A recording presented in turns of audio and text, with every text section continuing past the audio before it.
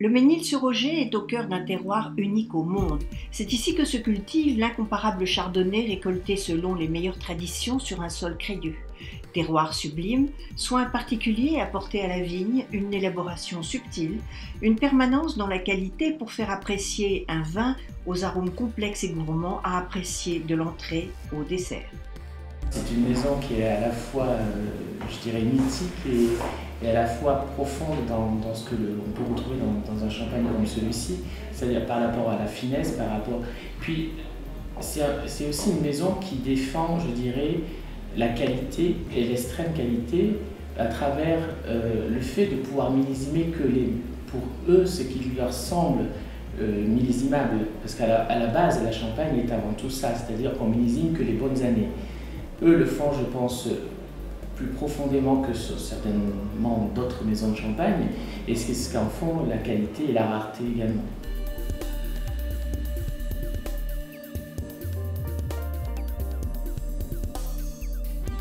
Dégustation des champagnes salon de la Motte. En entrée, un feuilleté aux fruits de mer. Les langoustines légèrement crémées adorent ce vin à la robe dorée aux senteurs florales. Le premier verre, le plus petit, étant ce qu'on appelle le verre de la Motte. La légèreté de ce vin, sa fraîcheur s'apprécie à l'apéritif, mais plus si affinité. C'est ça le nec plus ultra. C'est des champagnes qui peuvent à la fois se déguster soit en apéritif, parce que je pense que le palais est neutre, donc on apprécie d'autant plus sur un apéritif, mais autant sur un apéritif que sur un repas. Parce que le champagne, c'est, je dirais, l'accord parfait sur tout un repas. On n'a pas l'habitude, je dirais, de boire du champagne sur le repas, et pourtant c'est quelque chose qui accompagne au mieux tout ce qui est poisson, viande blanche, et même certaines viandes rouges également. Et aujourd'hui, il faut défendre ça. Il faut défendre le fait qu'un champagne est avant tout un vin, plus qu'autre chose, entre parenthèses. Donc il faut défendre le fait que le champagne peut se boire sur tout un repas.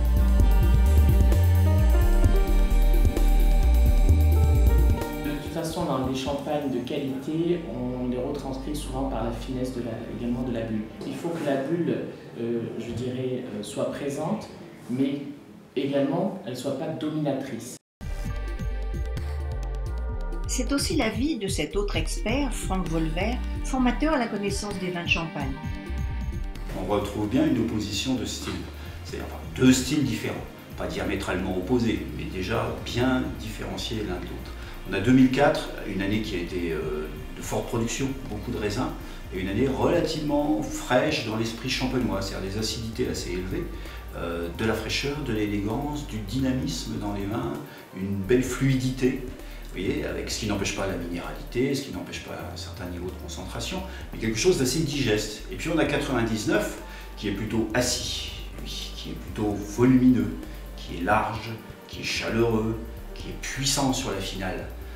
Donc vous voyez, deux tempéraments qui sont différents, et 99 était une année dont on dirait qu'elle est solaire en Champagne, c'est-à-dire qu'il a toute proportion gardée. C'est une année chaude, un été qui a été très chaud, des vendanges précoces, et ça on le retrouve dans l'esprit du vin, c'est-à-dire un vin qui va être quand même assez concentré, assez chaleureux, vineux, et très puissant sur la finale. Ça en général c'est le cas des années solaires, contrairement à 2004 qui était une année plutôt classique en Champagne, où la finale est plutôt tendue et fraîche.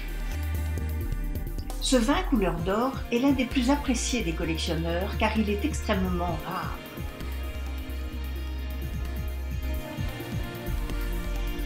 Le plus ancien que j'ai dans ma cave, c'est 43. Et le plus ancien que j'ai bu, c'est 43 aussi. Mais j'ai bu récemment avec Didier de Pont et de ma cave un salon 48. 48 est une année qui n'évoque rien à personne, mais Salon a eu l'idée géniale de faire 48, et ce Salon 48 est éblouissant, éblouissant. C'est le plus complet de tous les salons que j'ai vus. Poularde de Bresse au champagne madérisé et dernière Maury avec un de la Motte blanc de blanc, collection 2000, salon 1999.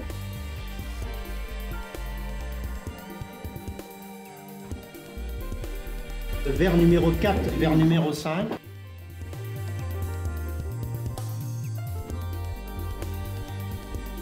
Ma dégustation n'est jamais analytique. Elle est synthétique. C'est-à-dire, je regarde ce qui m'émeut. Et est-ce que c'est l'amplitude en bouche? bouche? Est-ce que c'est le parcours en bouche? Est-ce que c'est le final qui évoque des choses qui rebondissent?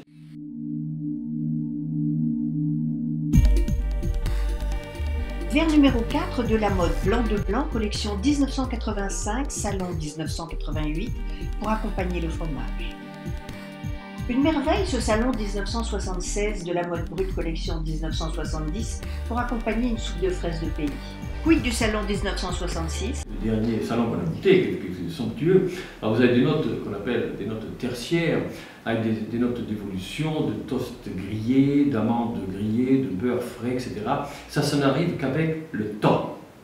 Avec le vin, on ne peut pas tricher. Le temps seul vous donne ces fameuses notes exceptionnelles.